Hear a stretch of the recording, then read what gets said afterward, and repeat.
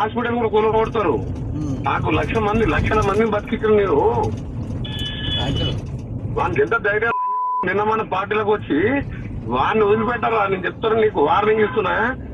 నేను ఆపమని వాడు క్షమించమని చెప్పి నా పేరు తీసుకొని మొన్న స్టేట్మెంట్ ఇచ్చింది. ఓపిక పట్టింది. అందరూ ఏమంటారు అంటే సార్ మొత్తం కాదుగా, నువ్వేమో ఏమనొద్దు అంటున్నావు.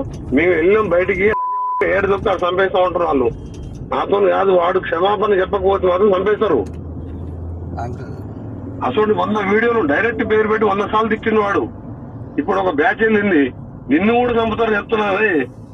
నీ హాస్పిటల్ నడవదు. నాకు 1,25,000 లక్షల మంది బతికించిన నేను. వాళ్ళందరినీ కంట్రోల్ చేస్తానా నేను?